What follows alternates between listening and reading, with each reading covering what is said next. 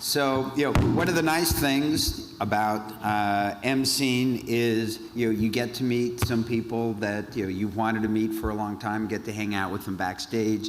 And that's true of our next speaker, who is doing epic work, blogging and using TikTok and other ways and traveling the world, introducing crypto and NFT to Gen Z. Let's give a big hand for Miss Teen Crypto. Thank you. Ooh, this is a little tall for me. Hi guys, I hope you guys are doing well. For you guys that don't know me, hi, my name is Miss Teen Crypto. I'm a 19-year-old NFT and crypto speaker, educator, and my main mission is to spread crypto and NFT adoption to Gen Z. I've been at this since I was 17, just working relentlessly on pushing Bitcoin and cryptocurrency and trying to educate others. I first found Bitcoin 6 years ago when my father first introduced me to cryptocurrency, and at first I really didn't understand it. I didn't understand why we needed Bitcoin. I didn't understand the point of digital money at first. And then I saw how easy it was to use. All you have to do is scan a QR code, copy and paste an address, and that's it. Anyone, anywhere in the world can send and receive payments. So that finally clicked around 2019. 2020, I created my social media and started tweeting and really fell into the rabbit hole of Bitcoin and cryptocurrency. Then it was around September 2020 where I was first introduced to NFTs.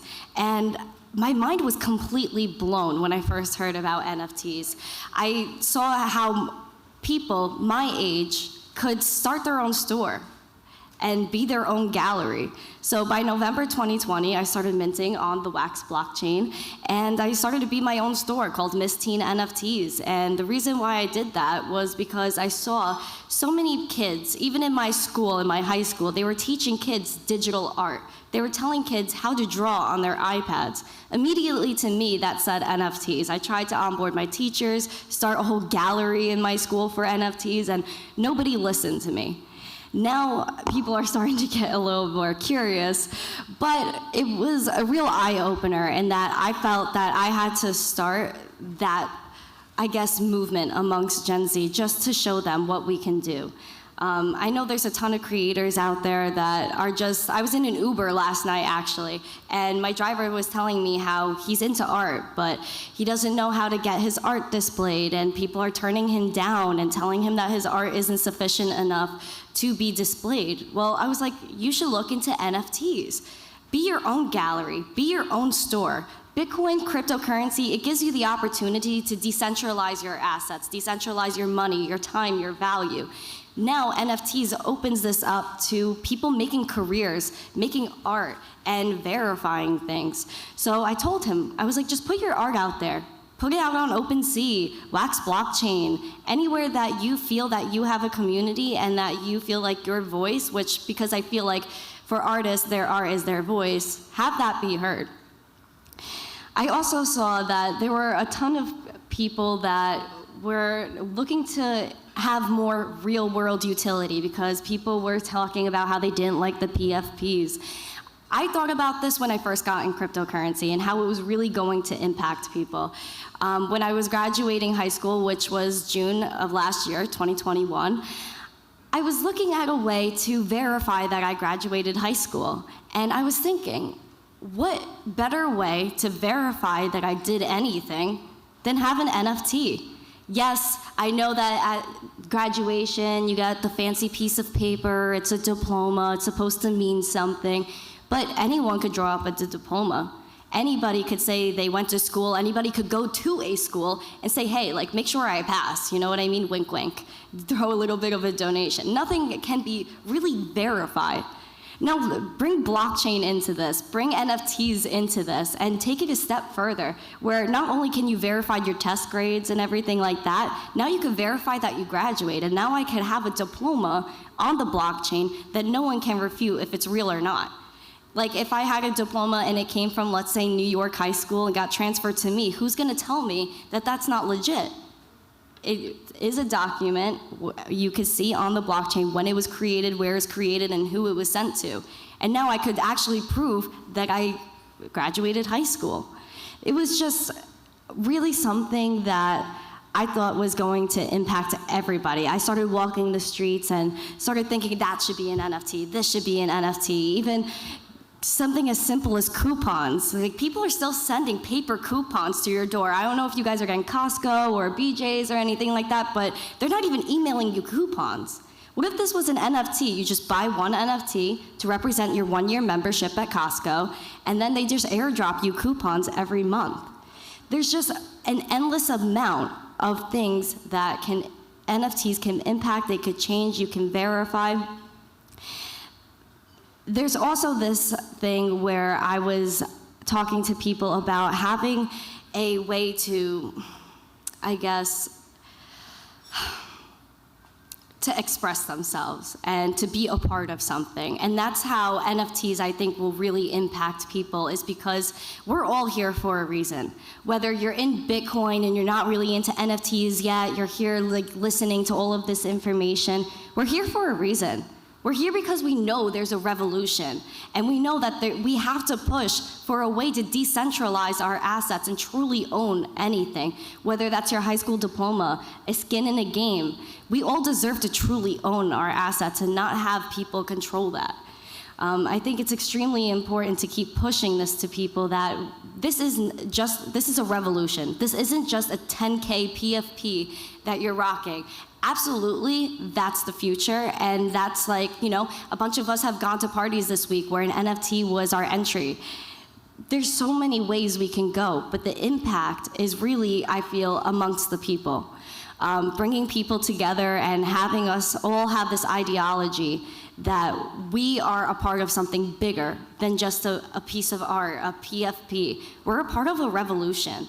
We're a part of truly owning everything and being able to truly express ourselves and being able to have that real world value out of our assets that we really didn't have before. In all honesty, I realized with crypto and NFTs that before that, we truly didn't own anything. Anything could be seized from us, whether that's our home, our in-game assets. If someone doesn't like you in your account, you could get shut down at any moment. And then let's say you spent so much money in a game and they got your account shut down. Now all that money that you invested is gone. All the things that you owned are gone. But if it's an NFT, you have custody of that. You could trade it, you could sell it, and you could do whatever you want with it. So how I feel that NFTs will really impact the world is by bringing about a digital revolution that will bring an amount of unity within people that we have never seen before. I don't know about you guys, but every other place I go, every other conference or anything like that, even a concert, you don't feel that unity that you feel here. You don't feel that push to do better and to make things work and to continue to build and develop on top of things. We have so much work to do. Don't get me wrong, this space is not perfect, but we have done so much in the past few years that NFTs specifically have been around that it's unimaginable what the next few years are going to look like. So I really appreciate you guys having me here. This was absolutely amazing. Again, my name is Miss Teen Crypto, spreading crypto and NFT adoption to Gen Z, and I'm really excited to see where the space goes and where everyone goes after this and develops and creates all these new things that are really going to change the world and impact people everywhere, not just here, not just in this room, but in underdeveloped countries. People are winning because of this. We're getting that freedom that we always needed, that we always craved, and in the right way. We're not doing this recklessly.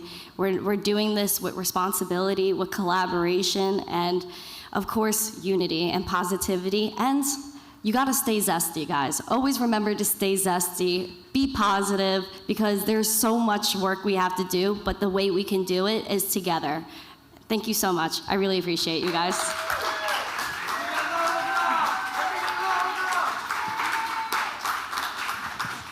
Pick up microphone, right? Ooh. Right, so let's take a couple extra minutes, give a call. So Sure. What's been your experience of NFT.NYC? How's it been? It has been absolutely amazing, Lou. Thanks for asking. I mean, it's been a ton of fun. Oh, cool. It's been a ton of fun. I've just been walking around meeting new people, and it's just been really interesting to see what types of different things people are doing, whether that's making t-shirts, NFTs, or building games, or just honestly creating new platforms that we're always going to use in the future, but we just don't know yet, which is like the freakiest thing. Yeah, it's crazy. Now, where are you off to next? Where's the next adventure?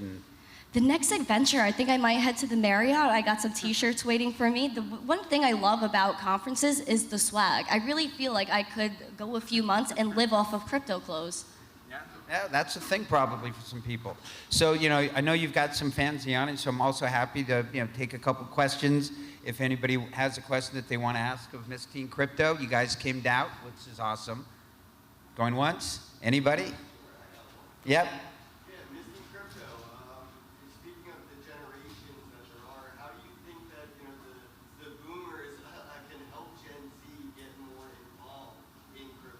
That's a great question. So I'm sorry, what does boomer mean? I hadn't heard. I'm just using the term. Yes, I'm not offended very much. We need to lower the barrier to entry. It's extremely difficult for anybody under 18 to even buy Bitcoin or access cryptocurrency. I know there's the rise of DEXs and things like that. Like if you have ETH, you could just go on Uniswap and start swapping away. But how do you even get the ETH to begin with without KYCing? So that's the biggest thing. We need to remove those KYC restrictions. What I don't understand is how a 13-year-old could go to Chase and go get a debit card, but they can't buy cryptocurrency. So I think that's something we have to fix, and that people need to push for is the younger generation, because the only way this space is really going to take off is with the kids. And what do you think the biggest misconception is that Gen Z has about crypto? I think a big misconception Gen Z has about crypto is that it's just for making money, which of course we all love to make money. We like to flip our NFTs, yada, yada. But I think the most important thing is how Gen Z can actually take this technology and use it. A bunch of kids we're digitally native. We've been playing games on our phones our whole lives. We understand the concept of digital property, digital currency. Now we just have to educate them and take the next step further and say, well, here's blockchain. Here's a game on the blockchain where you could earn these tokens, and now you could sell them or trade your skins with your friends in a different way that you never did before. So here's a question that I really want to know. Next year, what are you going to call yourself? I'm always going to be Miss Teen Crypto. Yeah. I feel like Miss Teen Crypto is my legal name now, but everyone could call me MTC. You could call me Randy, whatever is the vibe. Okay. Yes? Hi, Mona.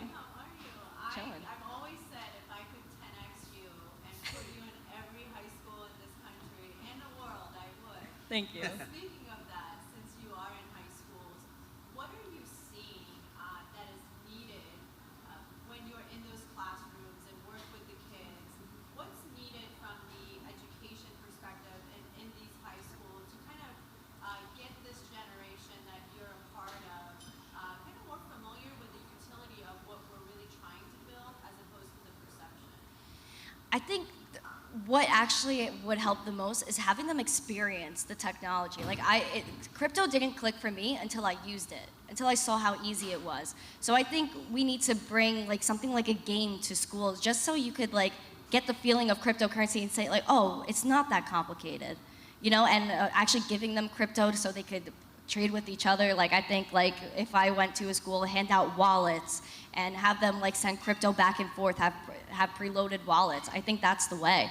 I think we just need to give them something to get them started, because that's how I got involved. I was I'm not going to turn down free money. You know what I mean? So I definitely think a game or giving them crypto is definitely the way. When I went to my high school and I taught 2 investing classes about Bitcoin, I've been to Utah Valley University, I've spoken to a few high schools, and they're all very much interested. When I was speaking, they didn't even look at their phones, Mona. That's a big thing. So they're very much interested, they just don't know how to get involved. And I think if we just bring it to them, because again, the KYC thing is an issue. They would ask me, how do I go buy Bitcoin? Well, you can't go on Cash App, you can't go on Gemini, you can't go on Coinbase until you're 18. And there's no Bitcoin ATMs in New York. Other states, yes, but it's not that easy. So we need a way to easily bring them crypto. And where is that audience today? The Gen Z in crypto today. What's appealing to them the most? I think games are appealing to them the most because, like I said, we're digitally native. We've been playing games our whole lives, and now Are they playing blockchain games? Are they playing Splinterlands? Yeah. I think yes, slowly but surely they are being onboarded into crypto and gaming, and it's just a way for them to really trade assets and kind of have more fun with the game that they didn't have before. I think a lot of kids are sick of paying to play. They've been, our whole lives getting iTunes gift cards or getting their mom's credit card and buying V-Bucks, but immediately you buy skin, it goes to zero because you can't do anything with it. But now with crypto NFTs, they're like, oh wait, okay, so I could collect this, I could trade my skin with my friend or sell it. It's just a huge opportunity. And I think what's really great about gaming and onboarding Gen Z onto that is that it teaches them economics. In school, you're not learning anything about economics or yield farming or anything like that or passive income. These games teach you passive income. So that's what I think is extremely important, just the financial education that you naturally get out of being in crypto and NFTs. And have you seen any pushback from traditional gamers on NFTs? Oh, yeah. And where is that coming from? I think, I saw a really interesting panel about this yesterday. I think the biggest thing is that gamers are used to TOS, terms of service, and that you have to abide by certain rules to play a game or sell a skin, which you can't do without violating terms of service. And I think that they have to experiment with it. I think a lot of people are just like in traditional finance where they're like, oh, Bitcoin this, Bitcoin's never going to be anything, until they try it out. Until they get in the space and they're like, oh, okay, this makes sense now. It's only a matter of time, but I think gamers are slowly starting to transition. Okay, well, it's about time. Let's give Miss Teen Crypto a big hand. Thank you.